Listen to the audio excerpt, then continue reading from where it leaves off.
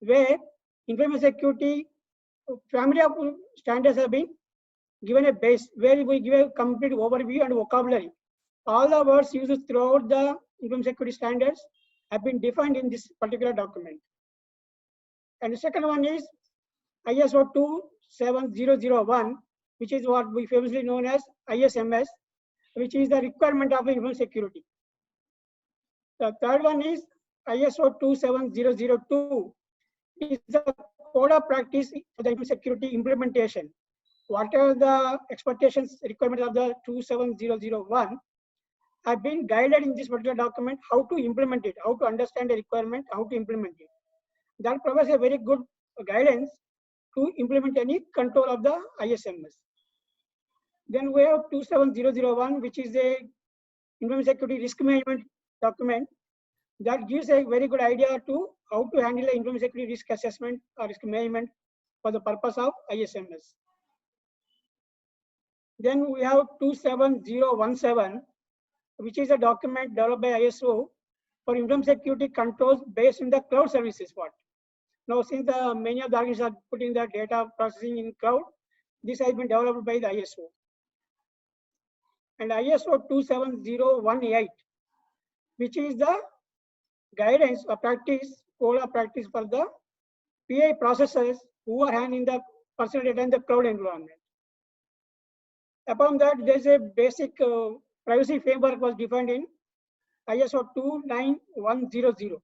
That will see how the framework works.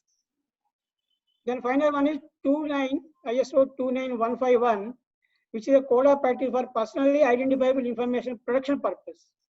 So these are the basic ISO documents we need to also refer to understand the PIMS.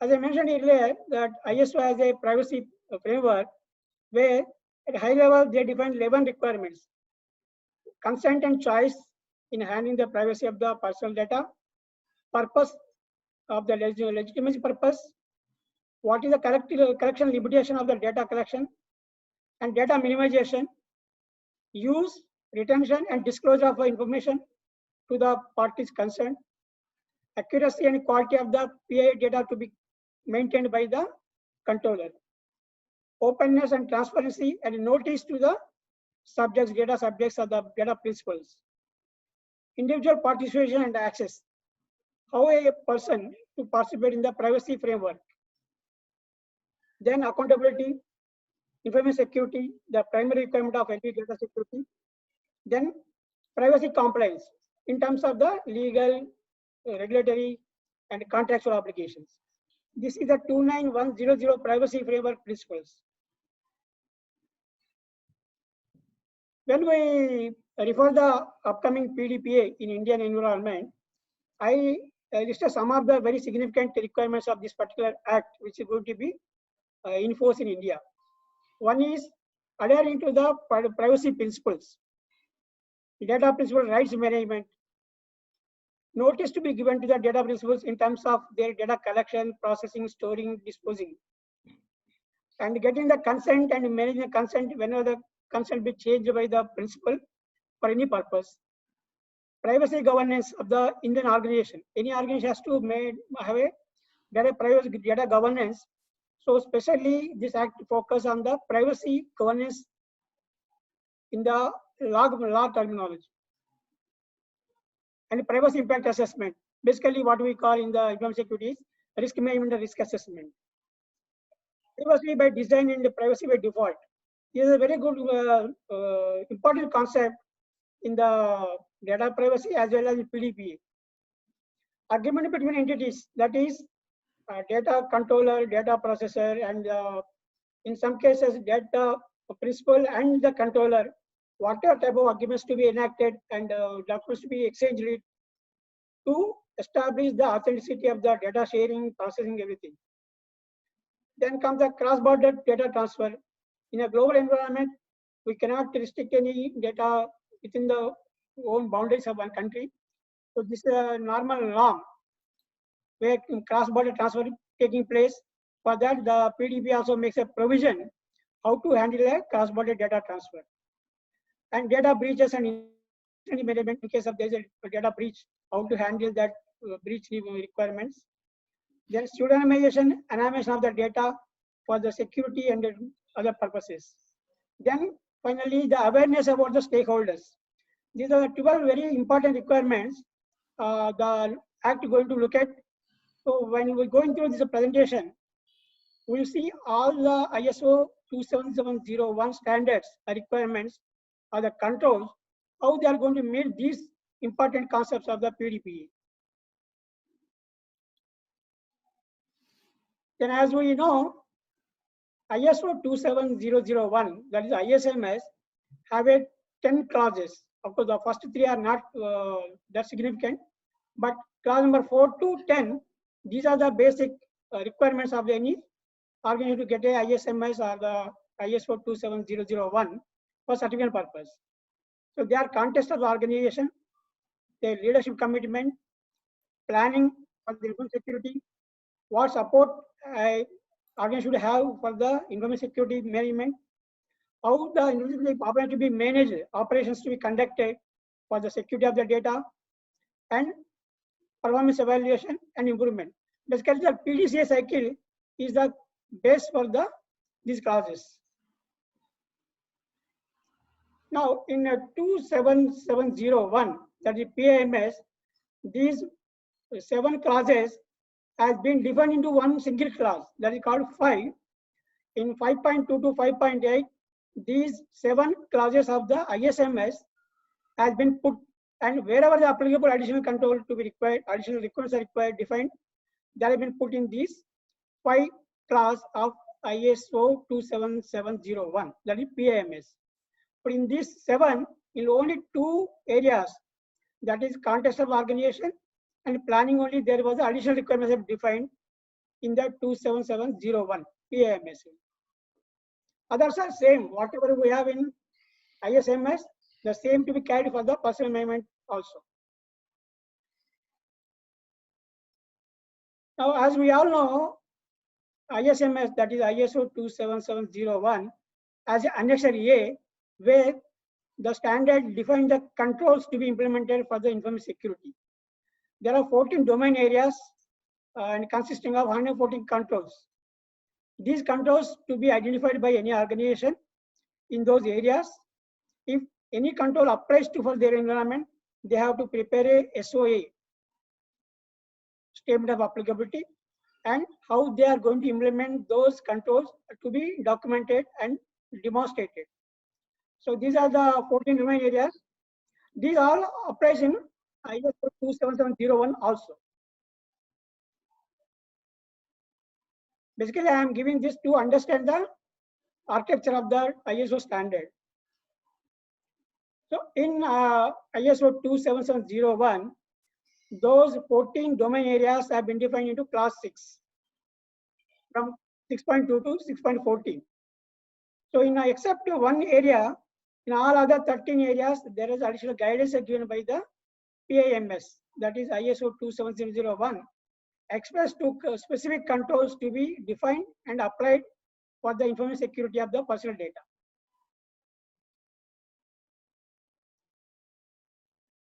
Now there are one very important definition is there as far as ISO 27001 is concerned.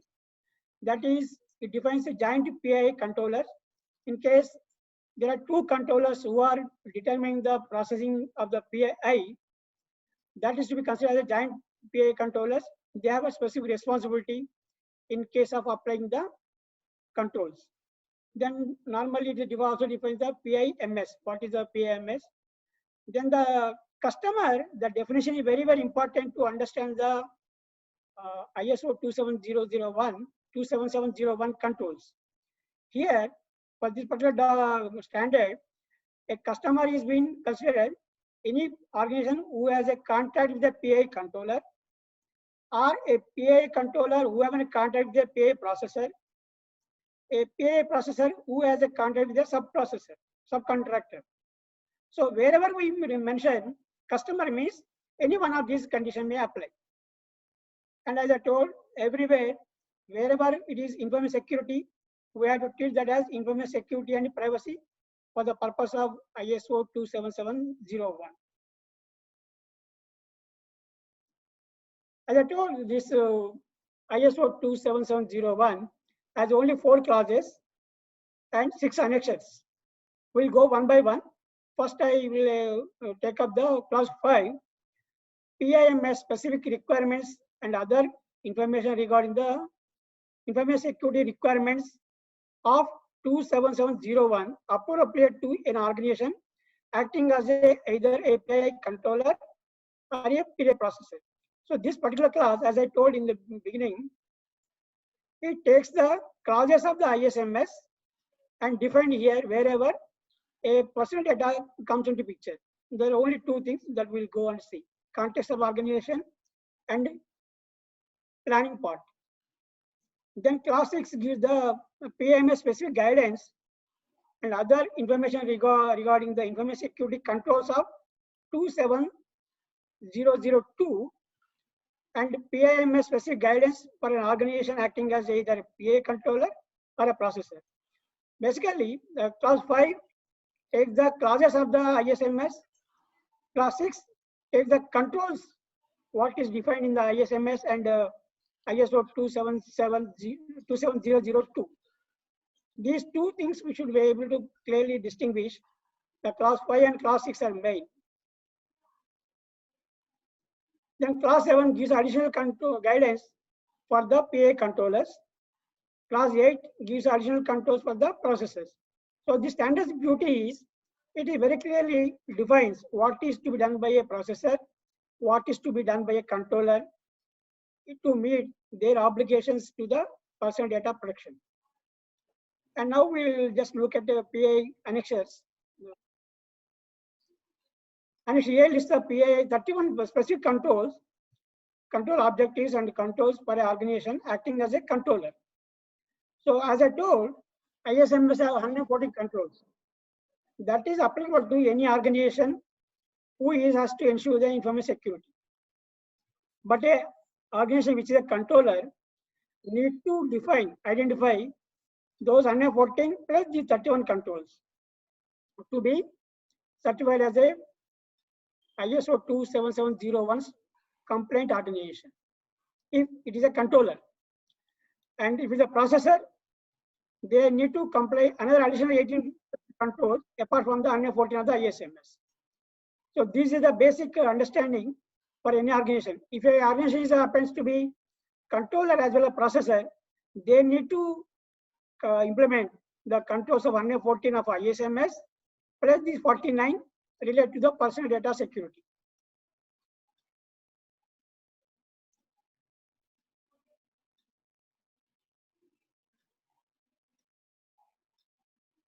Then the remaining 4 annexes. Annex T gives a mapping of the ISO 27001, how it maps to the framework of 29100. Annex D gives a mapping of the controls of ISO 27701 to EU GDPR. So basically, the IT standard taken main consideration from the GDPR compliance part. That's why this annex has been put for the use of the organizations across the globe. Annex E contains the mapping of the 2700018 and 29151, that is code of practice for the privacy. And the last one, that Annex F explains how ISMS and 27001 code of practices will be applicable to the protection of privacy when anybody processing the PII. So these annexes 6 may not apply to everyone. Whatever the annexes required for the particular organization, they only take it that part. Now we see basically how the clauses and the controls are going to apply and in what context. The very important one is this 5.2.1, where it says any organization want to meet the requirement of PIMS, they need to identify applicable legislations of the local country and other countries where they have the business relations. And applicable regulations by various regulators, what are the guidelines, rules they are formed by regulators like RBI, SEBI, those regulatory bodies. Then applicable judicial decisions, because this standard talks about personal data, any legal judicial decisions, court to high court, Supreme Court decisions connected to the personal data security, the obligations, that has to be considered by an organization, just not only for regulation and legal requirements. Applicable organization context, governance, policies and procedures. Applicable administrative decisions. If an organization want to put in particular administrative decisions for the internal business purpose, those are to be considered in the light of the personal data. Applicable contractual requirements. Any organization have a contract as a vendor or outsourcing or the taking services from the third party. Those contractual requirements connected to the personal data to be identified and defined and to be documented. This is a very primary requirement of 5.2.1 in ISO 27701. Organization shall include parties having interest or responsibility associated with the PI processing. 5.22. This means even individuals who are insider or outsider, whoever connected to the personal data processing has to be identified and keep into consideration whether forming the policies and procedures. Organization include processing of PIA in the scope of the PIMS. Now, an organization to be compliant with the PIMS or the ISO 27701, they should define the scope. What are the areas of the organization they want to cover? So here, particularly, those areas of businesses or the departments which are handling the personal data has to be defined in the part of the scope. Unless we have a scope very specifically defined for this purpose, we cannot go for defining the certifying the organization. Now, class 5.4 is this planning, where in the ISO 27701 is classed as 5.4.12. This basically talks about the information security risk assessment in the light of the privacy of the personal data or the security of the personal data. So basically, this requirement says while organizations shall apply the information security risk assessment process to ensure that personal data confidentiality, integrity, and availability within the scope of their defined organization PIMS. This is basically CIA, where we see for the ISMS purpose, that is to be specifically defined and documented for the personal data purpose. Secondly, the organization will apply privacy risk assessment process to identify the risk related to PII processing within the scope of the organization. First one is CIA, then second part is risk assessment. Thirdly, the organization ensure throughout the risk assessment process that relationship between the information security and PI protection is properly managed. For if they wanted new develop or a new service, throughout the service delivery or the service business offerings, they need to maintain the information security for the PI protection also. They cannot, no organization can keep personal data protection outside their management or their outer process. This is about the planning part. Then whenever the organization define the risk components, how the risk to be treated, also to be specifically defined for the purpose of personal data, whatever they are handling it. And one more very important thing requirement is organization produce a statement of applicability, SOA, listing controls applicable from ISO 27001 Annex A, that is ISMS, plus ISO 27701 Annex A and B. Annex A and B, as we discussed, with A pertains to the processors, A pertains to the controllers, B pertains to the processors. So any organization has to first identify whether they are a processor or a controller. If they are both, all the 114 plus 49 controls to be implemented as applicable only. So these are the clauses where no additional requirement ever defined. Whatever the controls and implemented in the scope of the ISMS will fulfill for the PIMS also. For these 5 clauses of the ISMS. Now class 6, this is the second class of the PAMS, which is refers to the document ISO 27002, where is a code of practice for implementing the controls. 6.2.11 is about the legal basis. Organization has to define what legal basis they are collecting the data, storing, processing.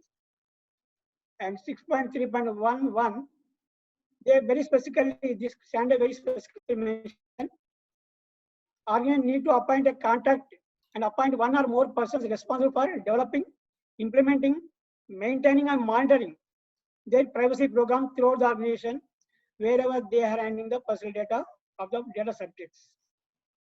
This is very important requirement going to meet our DPO appointment for any organization. Now 6.3.2.1 says organization should ensure that use of the mobile devices does not lead to compromise of a PII. Now, in the current scenario where we are all organization teams are working from remotely, so this class has a significant impact on the organizational compliance.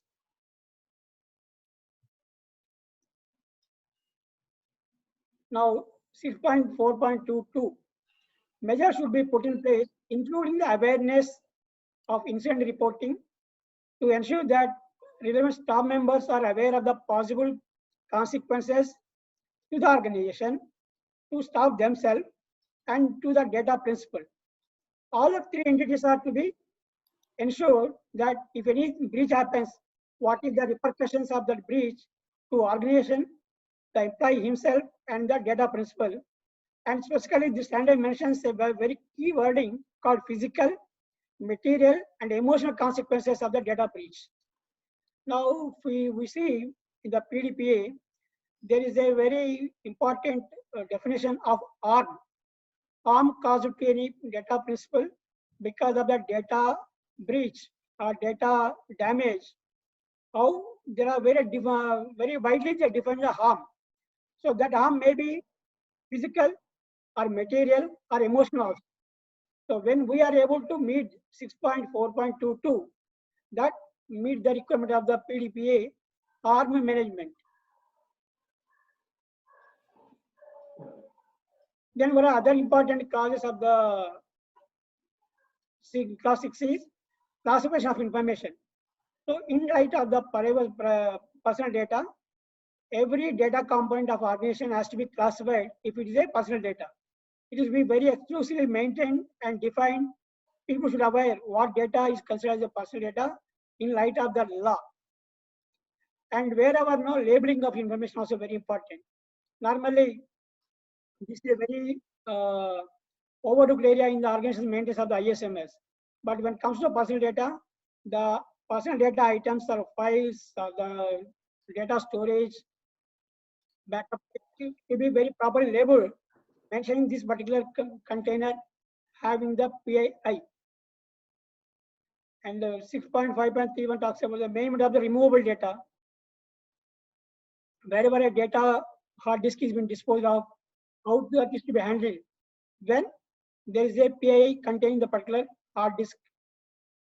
And media disposal, how a media where we have personal data to be disposed of, so that it does not lead into a data breach or data damage, which will again be a problem for the organization. Another important aspect is physical media transfer. Now, this is also very somewhat not taken as serious by many organizations when they transfer the data. Nowadays, after the pen drives, this became very big problem for organizations. So this particular class need to be very importantly considered by the data access to the pen drives and the USB port opening, all that in an organization. Now 6.211, the organization should not reuse IDs.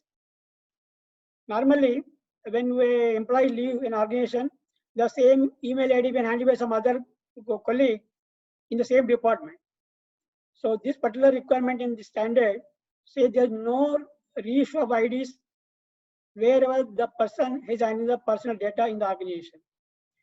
In case of service providers, means wherever we have an outsourced, user management responsibility to be documented by both the parties. This is a very important concept for the agreement. When we enter an agreement with a outsourced agency or a service provider, how they manage the user identity, that is to be documented and agreed by both the parties. And 6.6.2.2 talks about the parties should maintain an accurate, up-to-date records of the user profiles, particularly the users who are administrative rights on the PII data processing. Their information to be up-to-dated whenever they leave or somebody comes. Appropriate security profiling, security validation to be done for those persons. Particularly, no generic IDs or shared IDs having the access to PII. This is the area where organizations very loosely implement the common IDs, generic IDs given by a team of people, particularly in call centers, where the people work on the 3 shifts basis. The same ID used by the same number of people for the access to the PII. So this particular provision of the class 6 prohibit that common IDs or generic IDs. In case of service provider, the organization should provide capability to secure login procedures to customers. Customer means, as I told, it may be 3 parties: controller, processor, and sub-process also. Wherever that sub-processing, there are 2 agreements, they should define each other's responsibility in case of the login procedures. Who login, by what login, whether they implement the 2-factor authentication or what type of authentication they are implementing, this should be very clearly defined and this should be monitored also.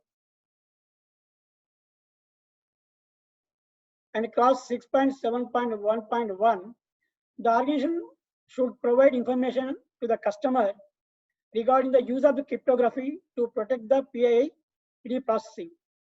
So whatever the type of cryptography they are using it, how the key management happens, who are the people who have the key description capability, the organization, it should be defined by both the parties and also to come to a common understanding how this cryptography or the anonymization of data going to happen in case of PII has to be met under this clause. The organization should also provide information to the customer about any capability it provides that can assist the customer in applying their own cryptography protection.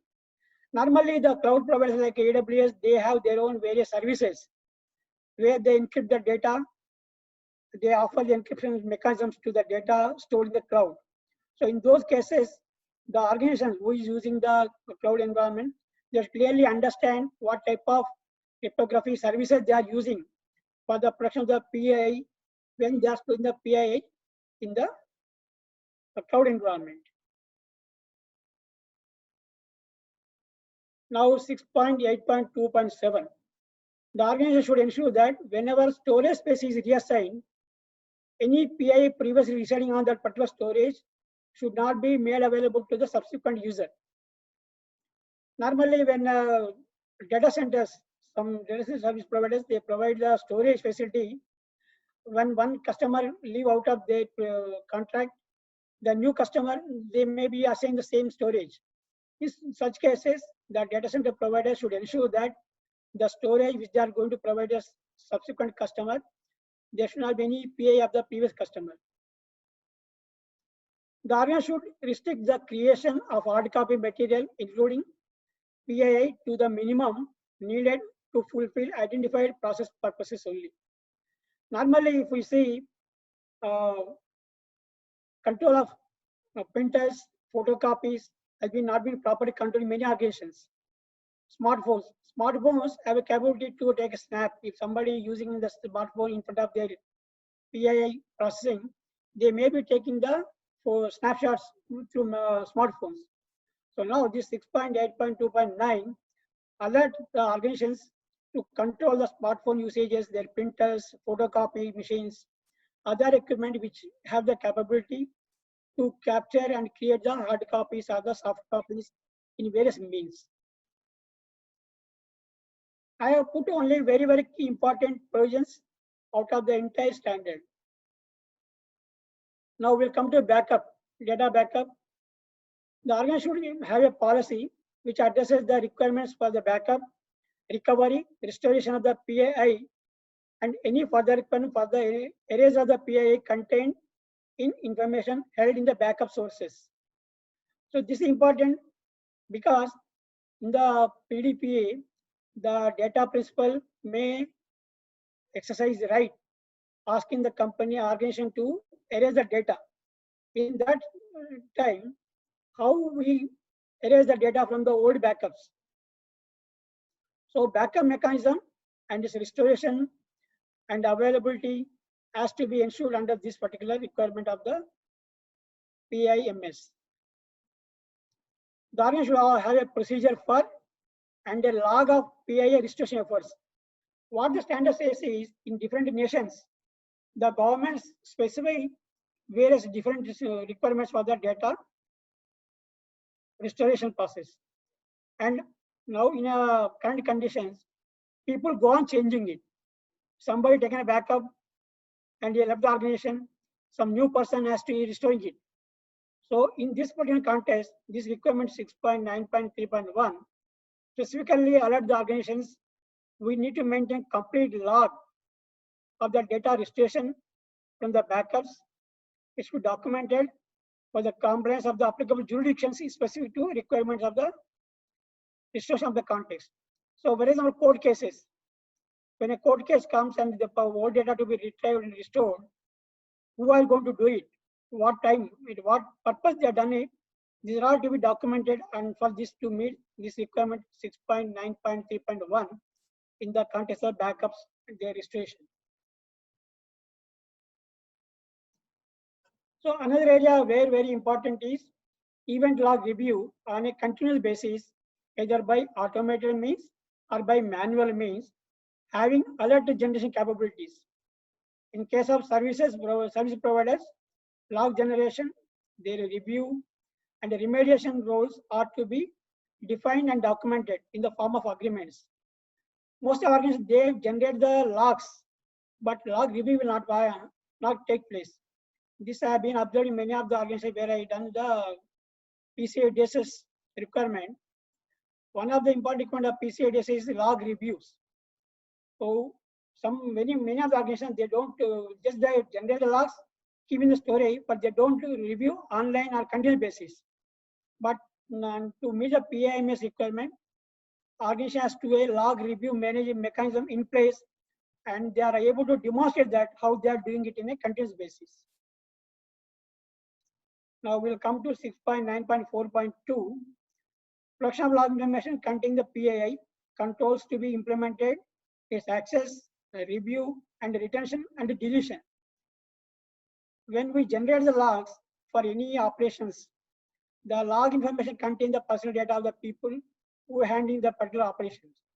So this requirement says organization need to take care about the personal data of the people which have been stored in the logs also.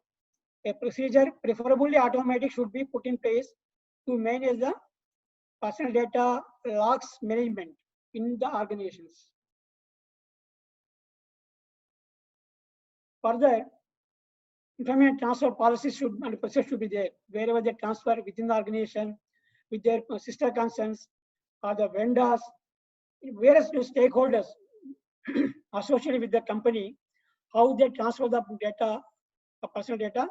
There should be policies, procedures in place under this particular clause.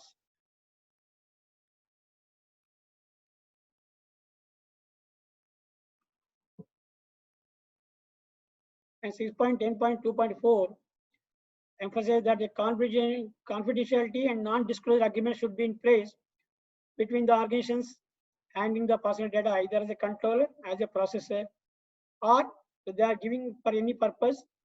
The individual who are taking the data, the personal data, there should be a confidential agreement. For example, some organizations, they use external experts to assist in a project or interview a person.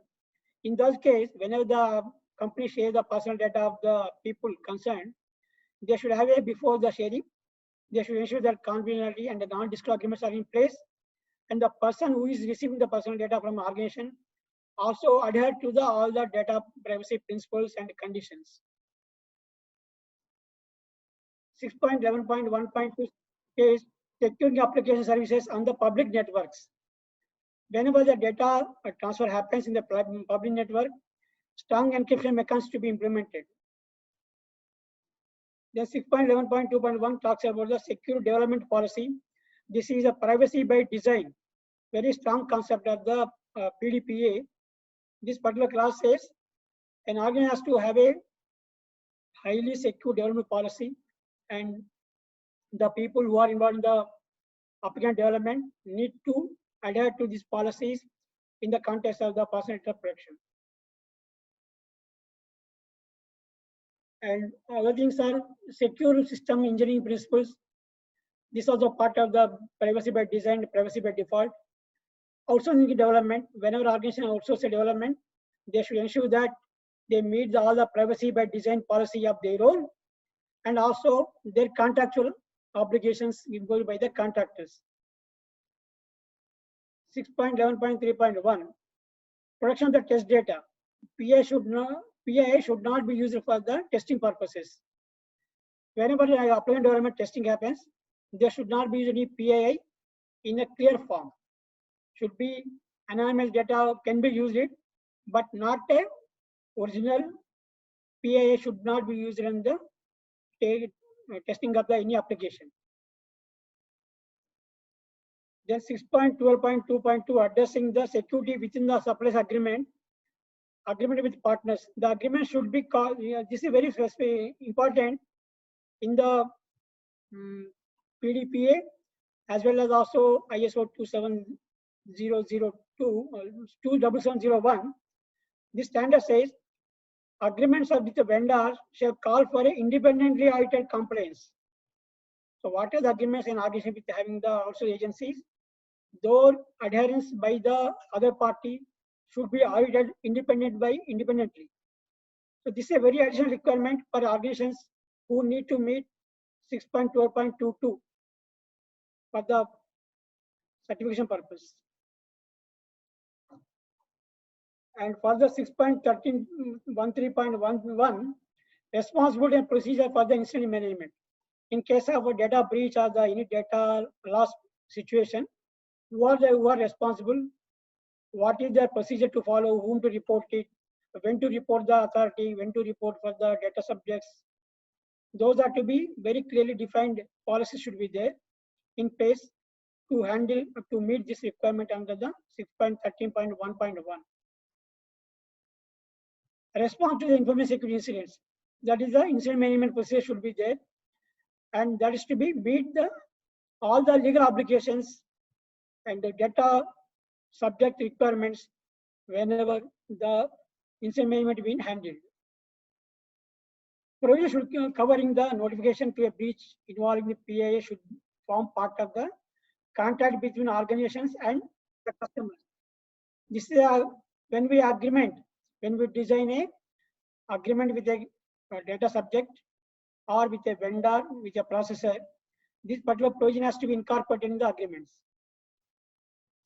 And whenever there is a data incident, personal data breach incident, what are the learnings out of the incident to be recorded and to be circulated to all the stakeholders. And one of the very key important requirement of the personal data protection is collection of evidences. Whenever there a breach happens, what are the precautions to be taken, what are the methods to be followed in collecting the evidences to analyze that incident, report the incident, and whenever required to demonstrate the incident evidences to the court of law.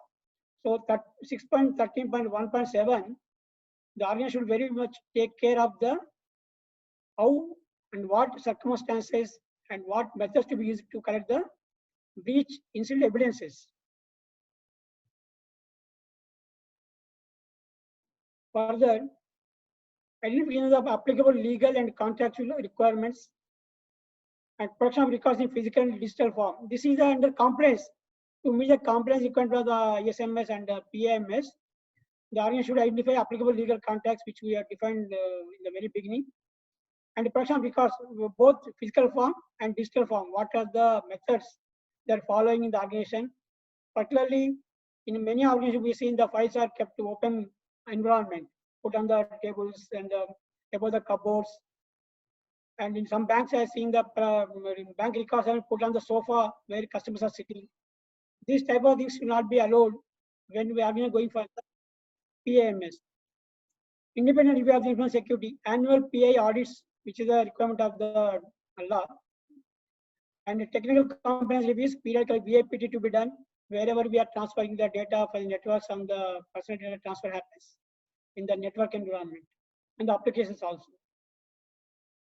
Now basically now we are seeing the class 5 and 6, which are connected to the ISMS clauses and controls of the annexure. Now we very specifically go into what are the controls applicable to controllers, which are defined under class 7, and about the processor with class 8.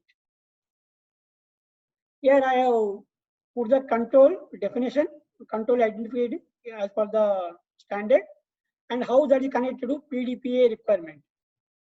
So here 7.2 talks about the conditions for the collection of the and processing of the PII in respect of the controller's obligations. So 7.2.1, identify and document the purpose. That is about the purpose limitation. Identify lawful basis as per the in the act lawful basis. Determine when and how consent to be obtained. It is related to consent management. Obtain and record the consent. Again is the consent management. 7.2.5, privacy impact assessment. That is DPIA, data privacy impact assessment of the law. 7.2.6, contact with the PI processors. What are type of agreements to be entered with the processor? That is agreements requirement of the PDPA. Then 7.2.7 talks about the point PI controllers. What type of controllers agreement has to be put in? These are all conditions for the collection and processing of PII. And now the number 7.3 is obligations to data principles, PII principles. That is in organizations what type of obligation they have toward the data principles. These are the controls applicable to that environment. Determine and fulfill the obligations of the PII principles. What are that is the data principal rights under the law. 7.3.2 is determining information for PII principles. Now this is notice management. Whatever notice to be given for the data principles to meet the notice requirement of the law. Providing information to PII principles. In case of there is a breach, what type of information to be given to the data principles, or when we collect the data, privacy data from the third party, what type of information what to give to data principles. These are very clearly defined in the PDPA, what are the items to manage. So that being managed, mentioned in the standard as a control of the 7.3.3. Providing mechanism to modify or withdraw the consent. Again, this is for the data principal right, when the principal exercises their right, how that is being managed. Providing management mechanism to objection to PI processing.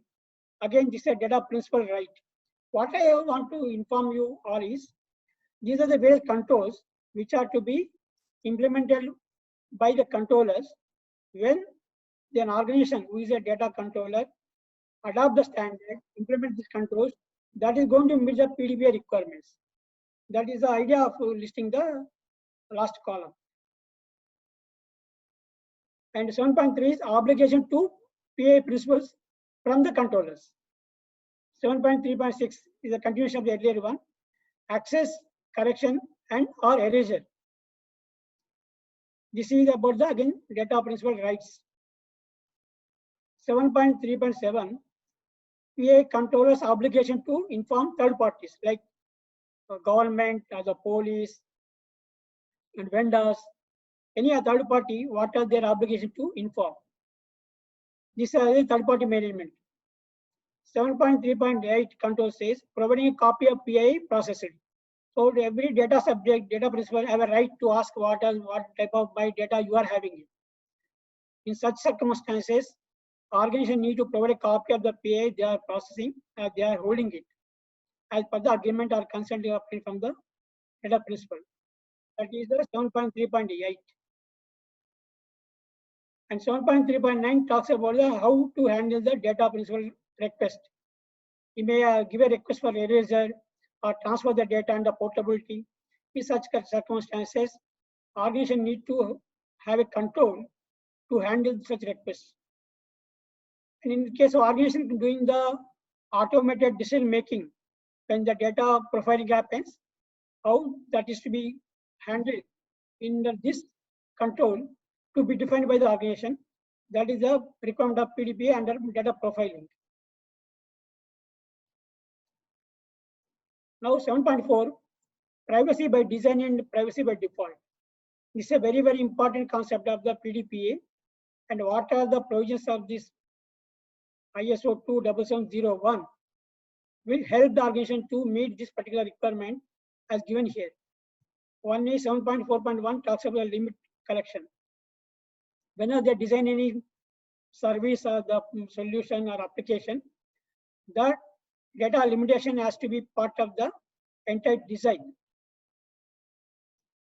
7.4.2 limit processing.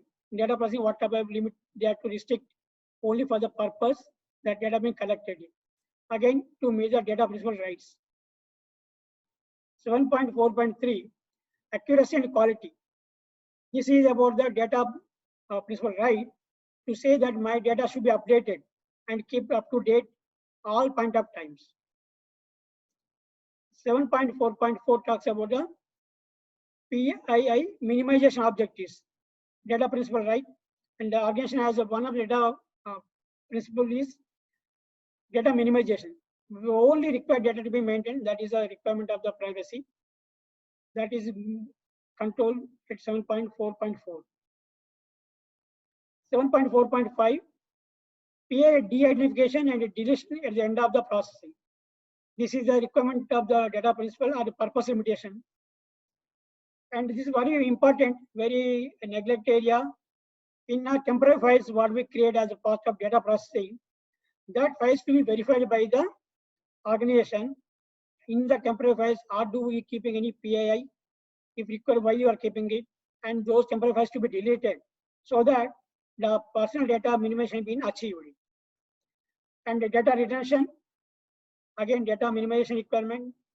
7.4.8 talks about the data disposal. Again, the data minimization. 7.4.9, PII transmission controls. This is transmission over the networks, over any of the media where the data moves from organization to organization. And in the transmission time, if any incident happens, how that incident to be handled, talks about it 7.4.9. All these are about the privacy by design. When the organization design their privacy program, these are the controls of PIMS, which will help organization to meet the privacy by design requirement of the law. Now 7.5 for the controllers, when they share the data, what type of controls to be applied. Identify the basis for the PII transfer between the jurisdictions. This is mostly in case of the cross-border transfer. And 7.5.2, the organization need to identify countries and international organizations to which PII can be transferred. Basically, this control being put in the standard because of GDPR very specific talks about the adequacy nations, adequacy organizations in the in case of the data transfer. If an organization like UNO or anyone being defined or being certified as an adequacy organization, without application, without the restriction, a person can be transferred to those countries and those international organizations. So that's why this has been part of this particular standard in ISO also. 7.5.3, records of the transfer of the PI. Whenever the organization transfers the data across the countries, they need to maintain records under this particular control. Cross-border transfer and agreement. Who is issuing data? The agreement should be in place. 7.4.5.4, records of the PI disclosure to third parties. whenever organization disclose any personal information to a third party, what they are transferred, what purpose they are done it, what is the authority of the receiving party, has to be records to be maintained. That is a part of agreement wherever an organization transferring the data or sharing the data. These are the requirements for the controllers. Now we'll see for the processors. Adepo, I think we are running out of time. Only 5 minutes. Yeah, because I think questions we have to take. This is our coming to end. This is the controls to be implemented by a processor. Customer agreement, organization purpose. Any processor define why is collecting the data and what is the purpose of storing, processing, or transferring and giving back to the data controller. And 8.2.3 talks about marketing advertisement. If they are using the personal data for marketing advertisement purpose, they should impose the controls on that purpose. This 8.2.4 is very interesting one. Infringing the instruction. Now, the processor has an obligation to object for the data processing if a data controller of some other country or some other region transfer the data to his region and say you do processing, which is not a legal requirement or legal provision of that particular demography, you can object it. That becomes infringement of instructions. So data controller giving instruction that is going to infringe the local laws, the processor has a right to object it. 8.2.6 records related to the PA processing, as I told for the controllers. The obligation of the processor towards the principal. If any processor have an obligation to data principal, that for that purpose this control will be implemented. And again here for process also, if they are handling any data or temporary files in the data processing, those files are to be deleted or the data to be minimized in that. Return of transfer of that or disposal of the PA as per the agreements. The processor has the obligation to return back the data what he processed for the controller at the end of the contract. 8.4.3 talks about the transmission. Whenever they transfer data among the various entities, what type of controls to be implemented for the data transmission. This is whenever the processor shares the transfer data among the entities, what type of controls they are implemented, particularly in case of the cross-border transfer. Basis to be defined and identified as per the jurisdiction. Countries and international organizations which I explained in the controller, same applies here also. And the record to be maintained whenever they disclose the information to third parties. Notification of the PA disclosure to on request. And legally binding PA disclosures, the PA to be disclosed as per the law, those are to be recorded in the agreements. Disclosure of subcontractors used for the sub-process. In case of a contractor or a processor using a subcontractor, whatever data being shared to subcontractor, for that this control is requirement. Engagement of a subcontractor to process PA. There is a change. The subcontractor, or if they are engaging a subcontractor for the data processing, that is to be informed to the data controller as per the agreement. So all these are the controls mainly between the data controller and data processor when the personal data being transferred. Now, just one or two more slides. When an organization adopt ISO 27701, what is the advantages? It provides assurance to stakeholders, including the regulators, as it is an international standard. So ISO most widely accepted globally because it is intentionally accepted standard and it is being ensuring the meeting all the requirements of the local governments of any country. It enables organizations to meet the statutory and contractual compliances to a great extent. We cannot say it's 100%, but most of the local requirements have been taken care of in these standards. It is highlighted to meet obligations for both PA controllers and processors. Very clearly, we understood in our previous presentation.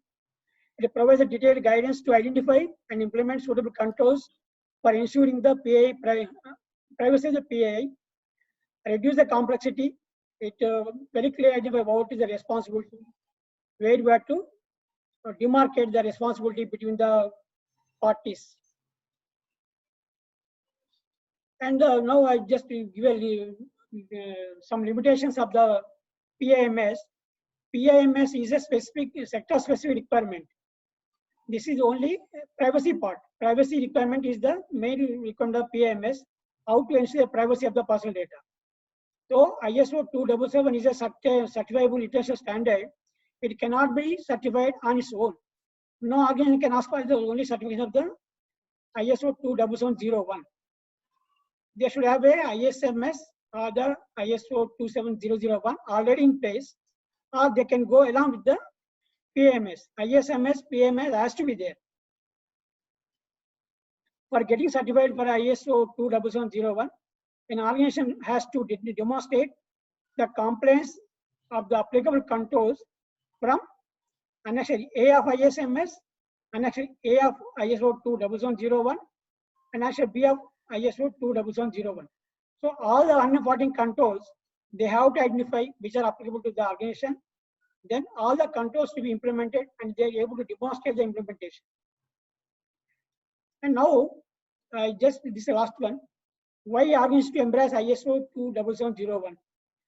From our experience, even after 2 years of the EU GDPR, EU authorities not defined any certifiable standard which meets the GDPR.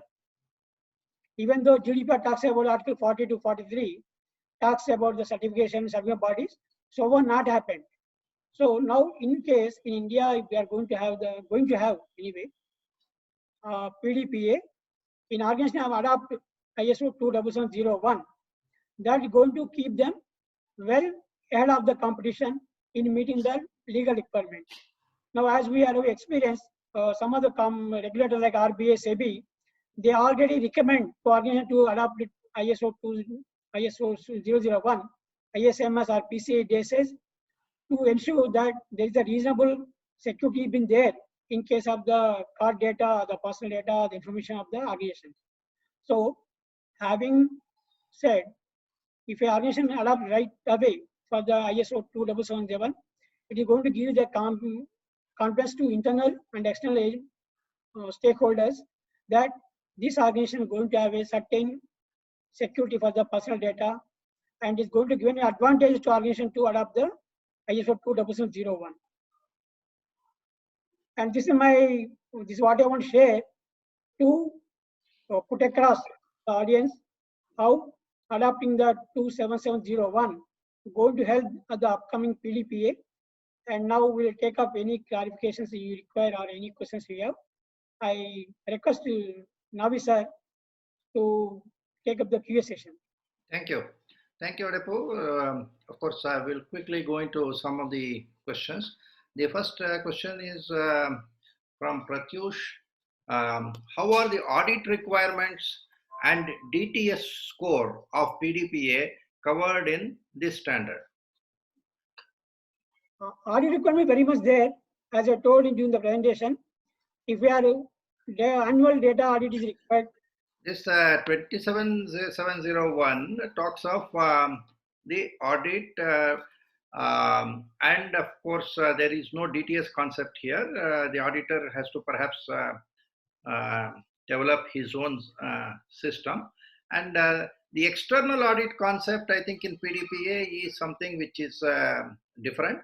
ISO is basically at the request of the management, whereas Indian PDPA has made it mandatory. I think that is the main difference.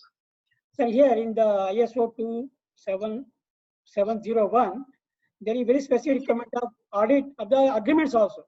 Where person, an organization outsource any processing to a outside vendor. I was only saying that this is a best practice standard, whereas PDPA makes it a legally mandated standard.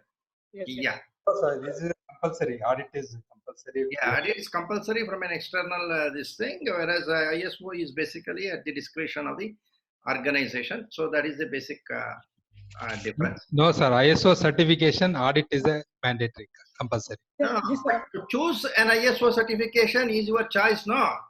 No, sir.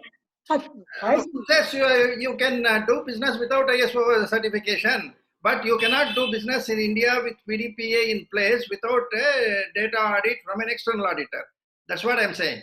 Yeah, you're right, sir. ISO is a discretionary industry best practice which the management can adopt. Fine.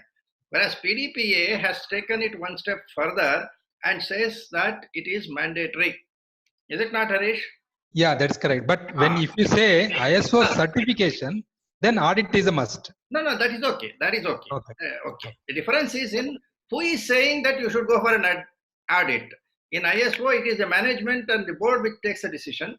Whereas in PDPA, it is the government which is saying that you have to do the data audit, which whether data audit is same as ISO audit, that is a different question. Okay, but some data audit is mandatory in law. Okay, Pratyush? Yeah, I agree. Now, the Indian law has got this guardian data, fiduciary, consent manager, etc. Does ISO 27001 has similar provisions, Adepo? No, sir. No, ISO either 27001, ISMS or PAMS does not have about the concept of guardian data fiduciary. That is new to our PDPA only. Yeah. Now on new technologies, does anything in this 27701 talk about AI and related issues? Sir, this is as we all know, ISO is a generic standard. Okay. It is a globally accepted generic standard. So country-specific, technology-specific things are not mentioned anywhere. Okay. Even now AI has come now, but earlier also there are technologies. Now Oracle was there. Not talk about it takes databases. It does not take a SQL or Oracle. In that case, our security policies in ISO 27001 has to be adopted as per PDPA. They have to be in line with PDPA, and then ISO 27001 certification should be done in that case. Because there are a lot of gaps in 27001 and what is required in PDPA and what is available in 27001. So those security policies has to adopt to PDPA. And I wish, as it has been done in 29001 for GDPR, somewhere it should be done for PDPA also by BSI or ADEPO or somebody else, that okay, this is the mapping of BS or this 27001 or 27001 with PDPA. And you have to do this thing extra in PDPA. Adaptation of ISO 27701 is required for meeting the PDPA, because PDPA requires much broader, compliance perhaps. Yeah, Kodanraman has got some questions. Kodanraman, Dorekannan, are you satisfied?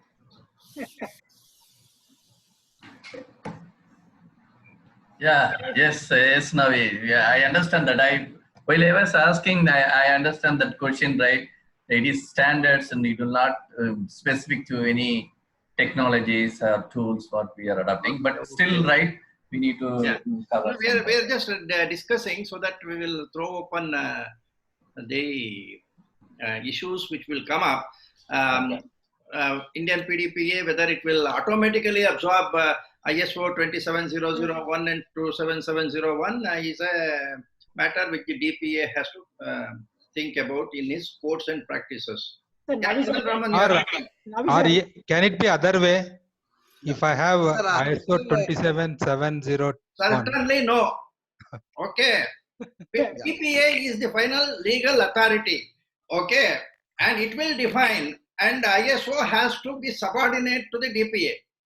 Now, sir, if we see the take example, RBI issued a cybersecurity guidelines. Yes. In 2016. They recommended one of the, it's not a mandatory, recommendation to adopt the PCDA. Agreed. Say, as of today, even Ministry of Information Technology for 43A did make a mention that ISO 27001 is a desirable standard. Fine. Yes. Okay, that is the best practice standard which the management can use it. Same thing will continue. But when a law comes like PDPA, the DPA gets the authority. He can adopt. We don't know. He may say that ISO 27001 or BS 10012 is acceptable to me. Fine. Otherwise, he has got the discretion to say that this will be one of the standards, but there could be other matching standards. Say even 43A Information Technology Act says that you have to have a demonstration of whether adequate controls are there. If you are having one standard or framework, that is fine. You will go with the framework and tell the auditor, tell the regulatory authority. So that is, that is this. Unless ISO standard becomes a legally mandated standard or accredited, this difference will remain. That is, this is a business best practice, whereas the data audit will perhaps be redefined by DPA. Yeah, Kodanraman, you're waiting for something. Yeah, I have an idea, sir. Sir, what is the authority is always the law of the land. These standards and all should have to re-engineer themselves or regroup themselves to give the essence of the law. If the law and this, if there is a difference, always law will prevail. So thereby, whatever standards are given here have to be redone, even if it is quoted in the law that this has a standard, still law can go beyond to see that its principles are followed. That is more important. So it is not, standards are not required. Standards are only for a general practice, but they are not law unto themselves, even if they are quoted in the law. That's what I wanted to tell you, sir.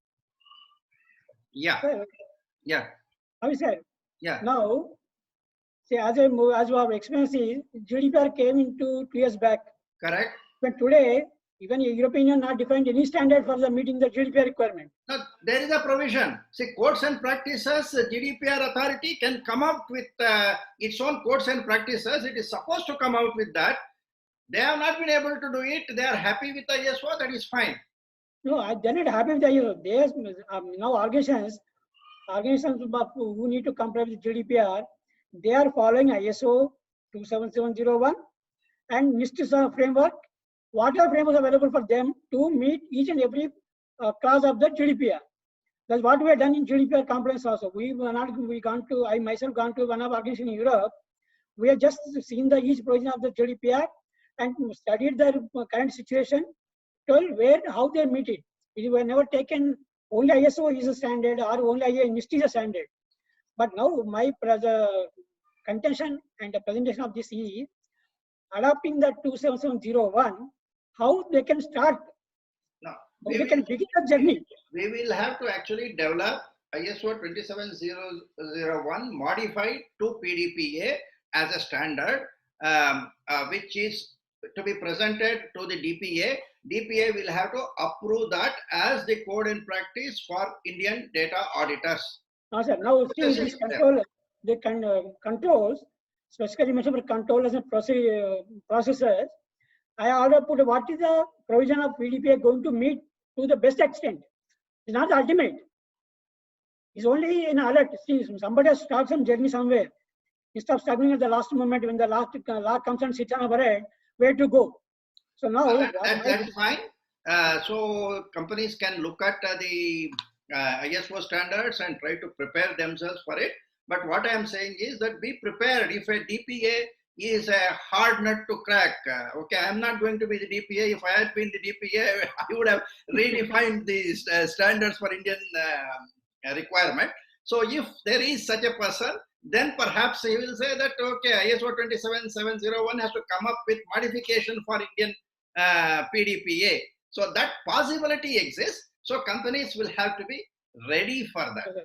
So then Not possibility, the reality, because the PDPA is a statute which is passed by Parliament. It is a mandatory on us. So the DPA has to say that, okay, you comply by my PDPA, then only 27001 or whatever standard is applicable, otherwise no. Yeah.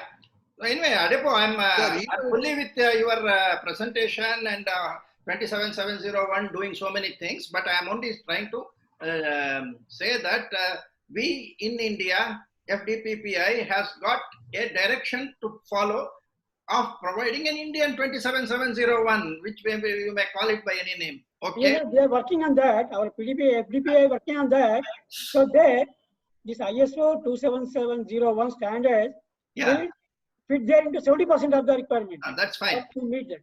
And as you are aware, I am always a little worried when the standard, to know what is the standard, if you give me 10 different specifications and say you have to first of all have these documents, then that becomes difficult for SMEs. That is a worry which I always have. We need open standards of security. Okay. Somehow Sir, ISO in that has not context, done that. I slightly want to say, PCI DSS is the open standard. Oh, It's that is available to fine. everyone. That is fine. Okay. But ISO is not an open standard, no? That, We are talking of ISO right now, not PCI DCS. PCI DCS. no, sir, what I'm separately. saying is, organizations who want to have a privacy of the personal data security, they can refer the PCI DSS standard. Yeah. The 12 requirements of PCI DSS will very well apply to any personal data anywhere. Okay. Okay.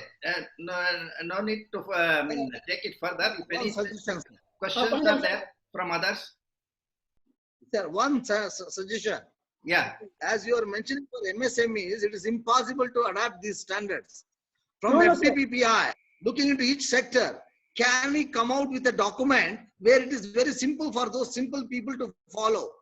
So that FDPPI also can have certain standards for medium and very small people, local people. We can cater their needs. Something like that we can create. Kodandaram sir, I clarify on this. The ISO, ISMS or ISO 27001 has been implemented, adopted by small, medium, large organizations. Only thing is they need to define their scope where they want to implement the information security. It's not that MSES cannot implement ISO standard, neither personal PMS also. They can define it.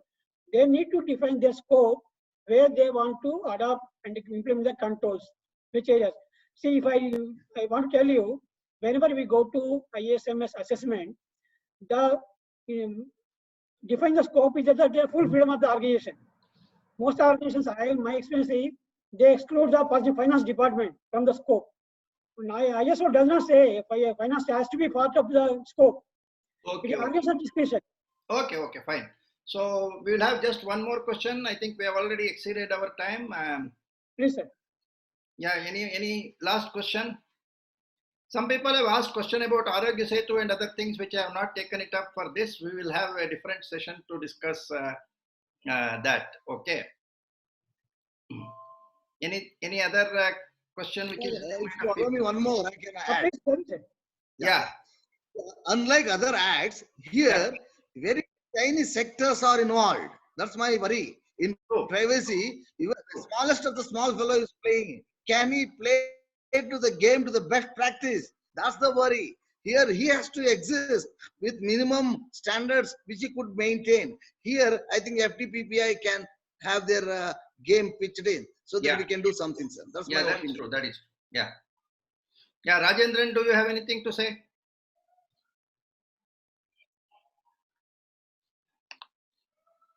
If Rajendran has got anything to say, you can unmute yourself and then speak. Otherwise, shall I thank all the people who have spared their time, stayed up to this time, and then shared their views. Thanks to ADEPO, thanks to all the participants.